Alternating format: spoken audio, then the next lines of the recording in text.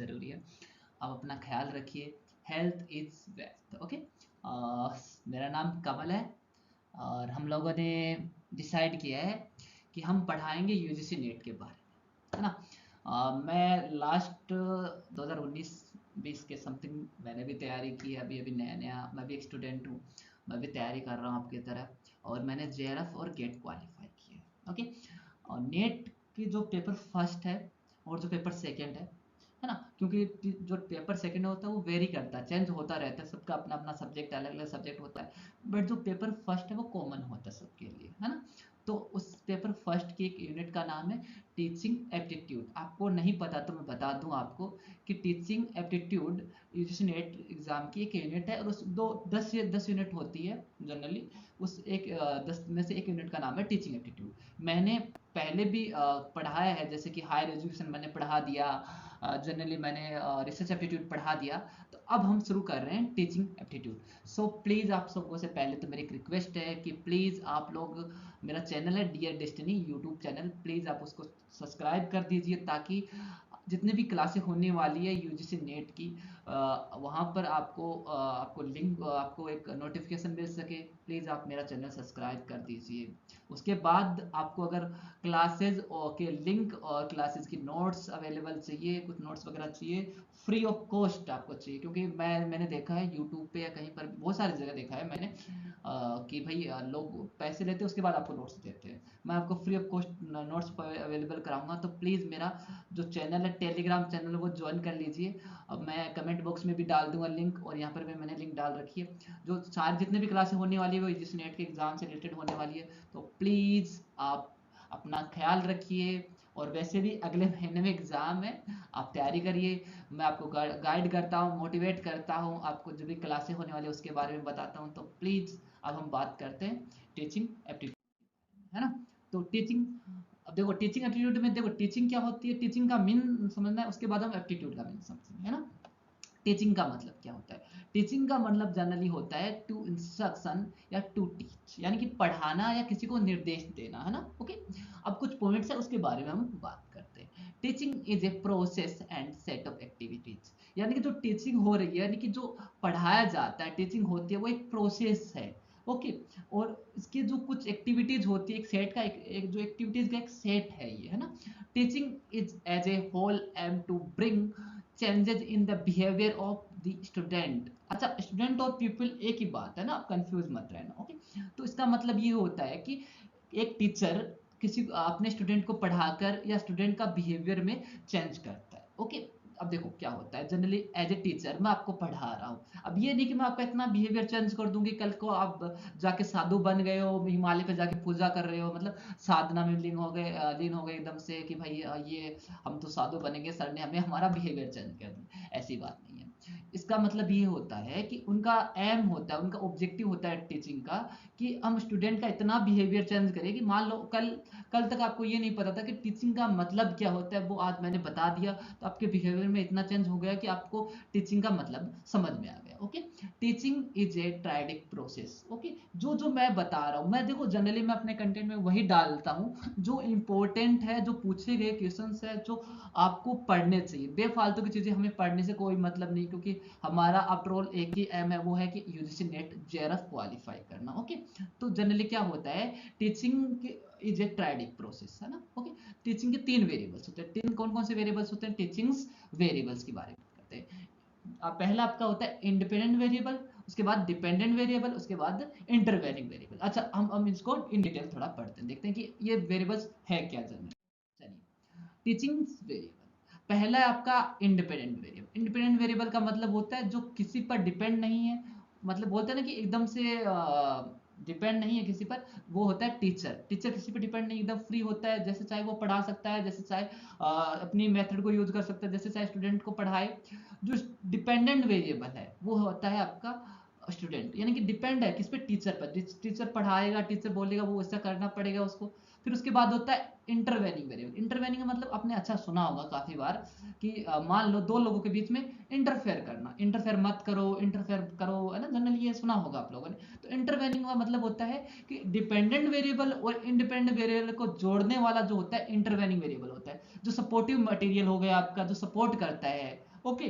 जैसे कि सिलेबस हो गया, कंटेंट हो गया, मेथड हो गया, टेक्निक हो गई, पढ़ाने का तरीका हो गया, आपका टीचिंग एड हो गया। टीचिंग एड मतलब ब्लैक बोर्ड हो गया, चौक हो गई, बुक हो गई, ये सारे टीचिंग एड होते हैं। अच्छा, मैंने इनके आगे लिख रखा है इंडिपेंडेंट वेरिएबल एक्टिव होता है। तो आप ये समझिए एक्टिव मतलब एकदम से जागरूक होता है, एकदम से इंडिपेंडेंट वेरिएबल यानी जो टीचर होता है वो एकदम जागरूक होता है, अच्छे से पढ़ाता है। ऐसे नहीं कि मतलब नींद में पढ़ा रहा है, ऐसा नहीं है। जनरली जो इंडिपेंडेंट वेरिएबल वो टीचर होता है वो एकदम से जनरली एक्टिव होता है। उसके बाद है डिपेंडेंट वेरिएबल। डिपेंडेंट वेरिएबल मतलब वो भी स्टूडेंट भी एक्टिव होता है, पर इंटरवेनिंग वेरिएबल जनरली आपको पता है जो निर्जीव चीजें हैं, जो पैसिव चीजें हैं, वो तो कुछ बोल नहीं सकती, तो वो इतना सपोर्टिव मटेरियल जो होता है वो इतना एक्टिव होता ही नहीं है। अब मैं आपको एक प्रोसेस बता रहा हूँ, आप उस प्रोसेस को समझिए। आपको टीचिंग कभी रटनी नहीं पड़ेगी, आपको कभी आप इस तरह से समझ जाएंगे कि आपको कभी रटना नहीं पड़ेगा। देखो बहुत ही प्यारे से मैंने लिखा है, देखो टीचिंग, पहला टीचिंग एक प्रोसेस है। मैंने बता दिया टीचिंग प्रोसेस कुछ सेट ऑफ एक्टिविटीज की कुछ आपका टीचिंग प्रोसेस है।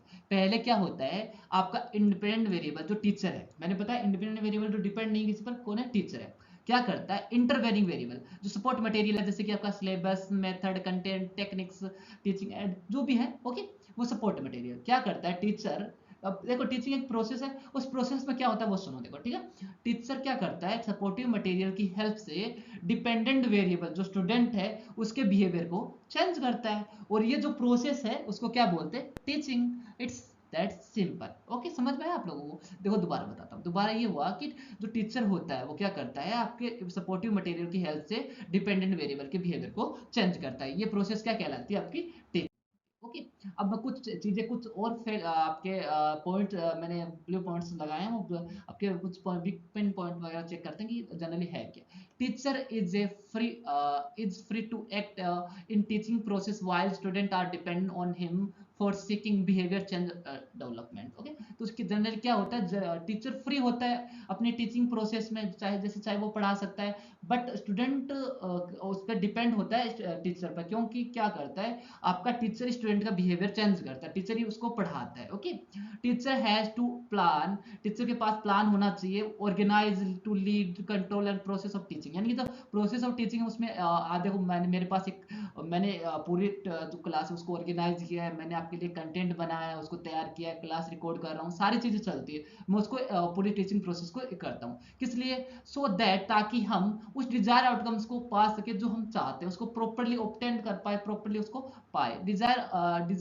आउटकम्स मतलब जो हम चाहते हैं। जनरली कि मान लो मैं आपको क्यों पढ़ा रहा हूँ, मैं इसलिए पढ़ा रहा हूँ कि आप यूजीसी नेट जेआरएफ का एग्जाम क्वालिफाई करना चाहते हैं, उसमें आपको पढ़ना पड़ेगा टीचिंग एप्टीट्यूड के बारे में, और टीचिंग एप्टीट्यूड का एक पार्ट है टीचिंग के बारे में पढ़ना, है ना। तो टीचिंग एप्टीट्यूड में जनरली मैं आपको बता रहा हूँ वो आउटकम्स क्या है हमारा, कि हमारा एग्जाम क्वालिफाई होना चाहिए। इसके लिए मैं आपके लिए एक क्लास बनाया, आपके लिए पूरा कंट्रोल कर रहा हूँ, पूरी क्लास बनाया, पूरा रिकॉर्ड कर रहा हूँ, तो सारी चीजें चलती है। ओके, इसके बाद resources of teaching students and is a set of activity designed manipulative primarily bring to change behavior of student। Okay, generally इसका मतलब यही होता है कि हम क्या करते हैं, हम मैनिपुलेट करना चाहते हैं, यानी कि स्टूडेंट को बिहेवियर को चेंज करना चाहते हैं। यानी कल तक आपको ये नहीं पता था टीचिंग क्या होती है, वो उतना बिहेवियर मैं चेंज करना था, इसलिए मुझे क्लास मैं आपको टीचिंग करवा रहा हूँ। अच्छा, अब बात करते हैं नेचर एंड करेक्टरिस्टिक के बारे में, है ना। उससे पहले चलो एक चीज और बता देता हूँ। मैंने कहा था टीचिंग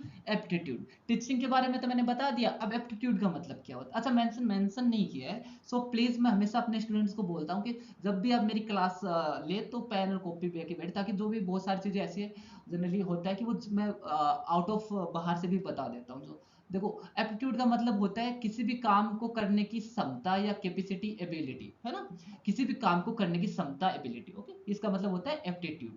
ओके, अब बात करते हैं nature and characteristic of teaching. Okay, nature and characteristic of teaching. अच्छा, अब बोलोगे कि सर आप ये बताइए नेचर और कैरेक्टरिस्टिक एक होते हैं क्या, नहीं।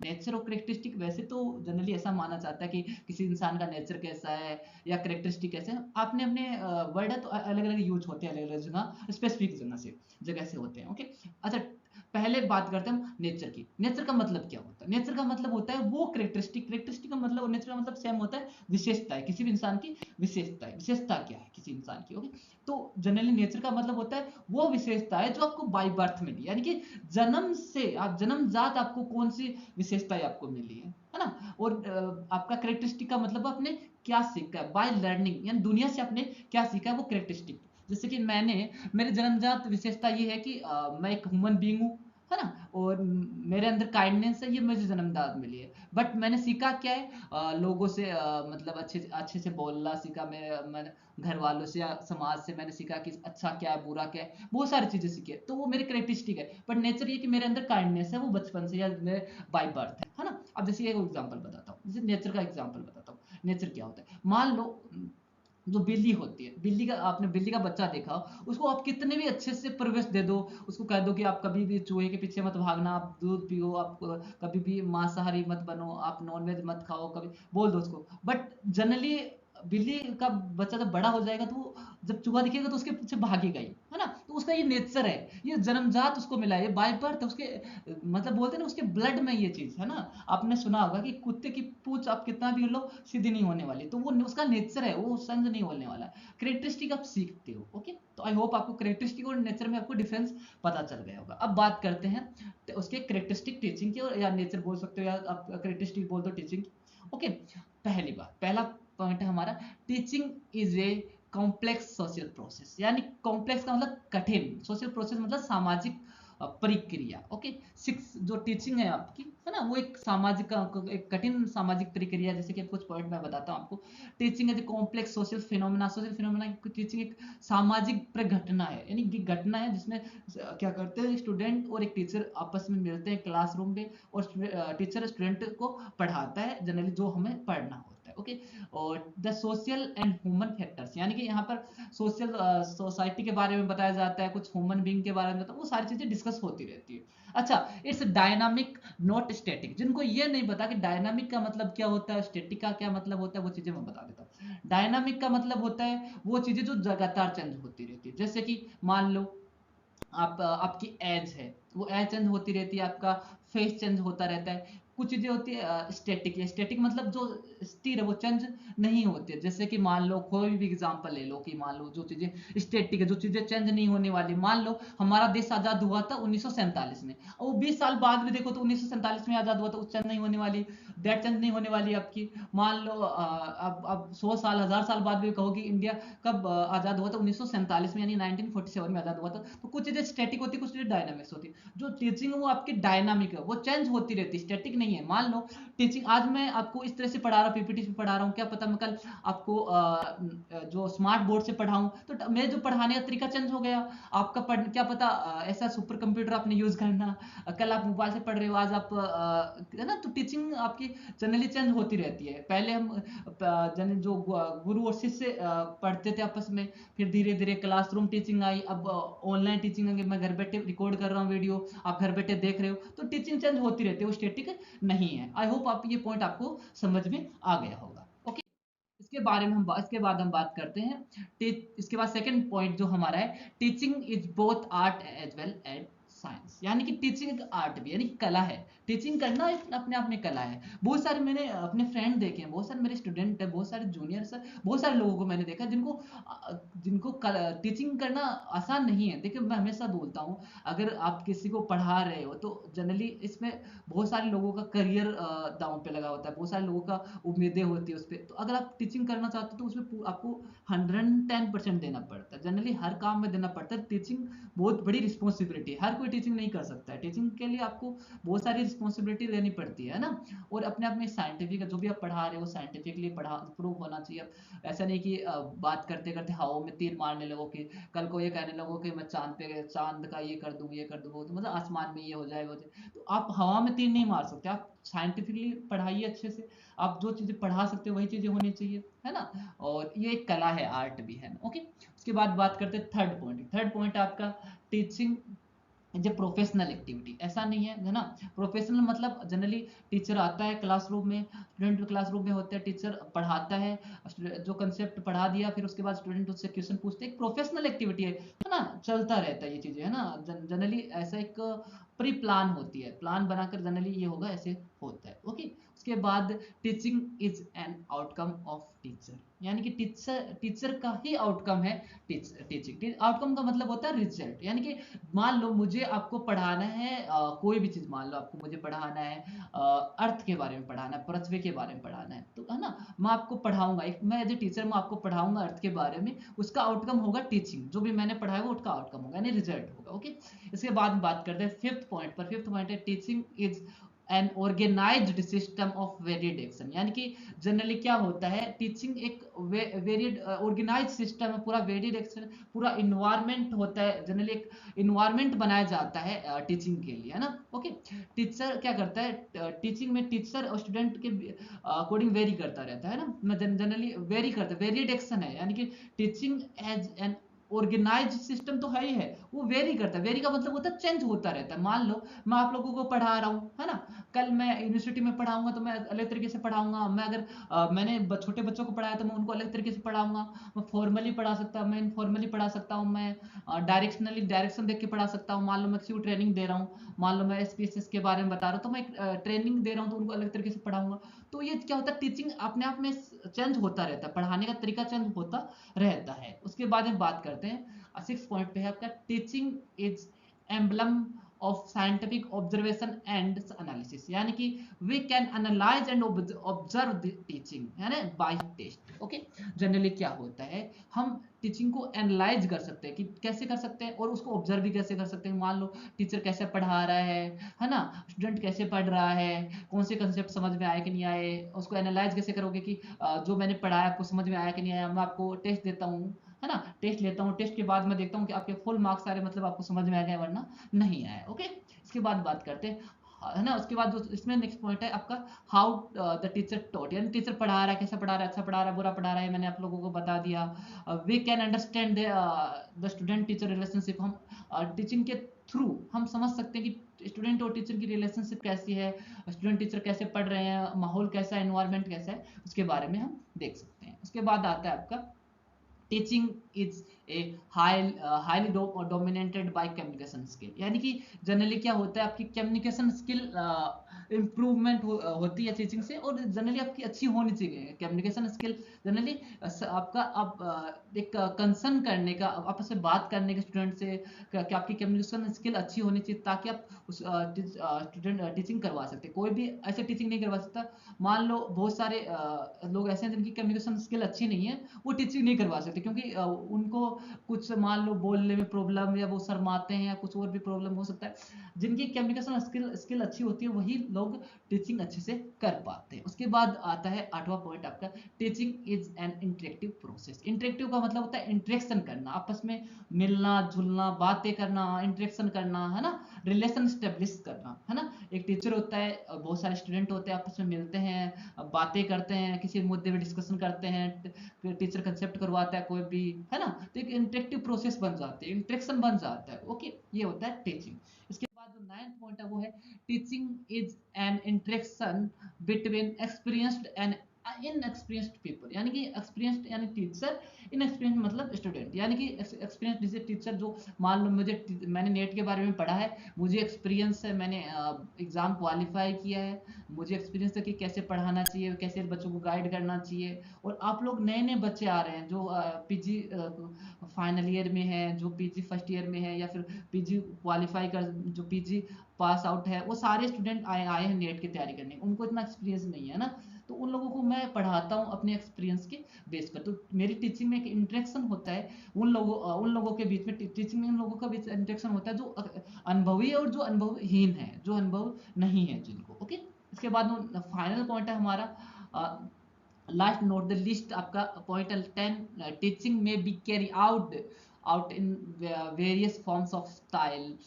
ओके, टीचिंग करने के बहुत सारे स्टाइल हो सकते हैं, बहुत सारे तरीके हैं, बहुत सारे वेज है, मैनी वेज ऑफ टीचिंग है ना। जैसे कि मैं फॉर्मली पढ़ा सकता हूँ आपको, जैसे आपको पढ़ा रहा हूँ मैं अपने घर पे, मैं बहुत सारे स्टूडेंट को गाइड करता हूँ, पढ़ाता हूँ, उनको बताता हूँ, है ना, बहुत सारी चीज़ों के बारे में। मेरे छोटे भाई बहन है स्टूडेंट्स हैं, उनको इनफॉर्मली भी मैं पढ़ाता हूँ। इन्फॉर्मेशनल यानी कि मान लो किसी चीज़ की इन्फॉर्मेशन देनी है ना, कोई मान लो नेट का डेट आई उसके बारे में इन्फॉर्मेशन दे रहा हूँ, वो भी एक टीचिंग के हिसाब से हो गई।